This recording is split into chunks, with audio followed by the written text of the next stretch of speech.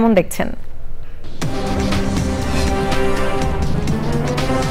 ধন্যবাদ মৃত্তিকা। আপনি হয়তো ধারণা করেছেন আমি হয়তো সাগরিকা বা জহুর আহমেদ চৌধুরী স্টেডিয়ামে আছি, কিন্তু সেটা নয়। আমি এখন আছি হচ্ছে এম এ আজিজ স্টেডিয়ামে, যেখানে এখন অনুশীলন করছে সিলেট স্ট্রাইকার্স। আগামীকালকে তাদের ম্যাচ রয়েছে। তবে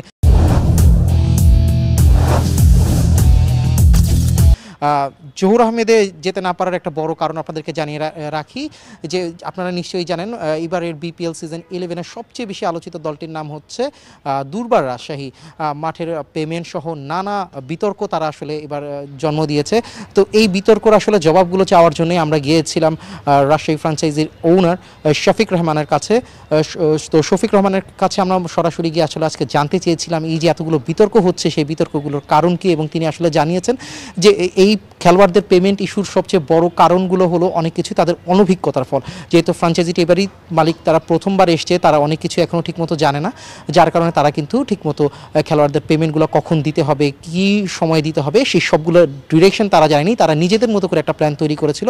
আপনারা নিশ্চয়ই জানেন যে 15 তারিখে সবচেয়ে বেশি খেলোয়াড়দের 15ই জানুয়ারি খেলোয়াড়রা যে খেলতে চাচ্ছে না, তারা টাকা পায়নি, এটি গণমাধ্যমে এসেছিল। কিন্তু বলতে গেলে রাজশাহীর ও ফ্র্যাঞ্চাইজি থেকে 16 তারিখে তাদেরকে আসলে পেমেন্টের ডেট দেওয়া হয়েছিল, এবং সেই মোতাবেকই কিন্তু 16 তারিখের রাত থেকে কিন্তু তাদের সমস্ত পেমেন্ট দেওয়া হয়েছে। এদিকে আরও একটি সমালোচনা গতকাল এসছে যে শ্রীলঙ্কার সামারাকুন, লাহিরু সামারাকুন, তিনি তার কোনো টাকা নাকি পাননি।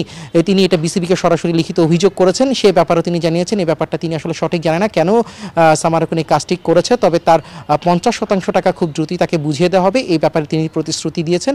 এছাড়াও অধিনায়কত্ব বিভিন্ন ইস্যু রয়েছে, সেই বিষয়গুলো তিনি খুলে বলেছেন, এবং এটা জানিয়েছেন দুর্বার রাজশাহীর প্রতিটি খেলোয়াড় তার সন্তানের মতো, এবং প্রত্যেকের সাথে তিনি দুর্দান্ত সময়ে এনজয় করছেন।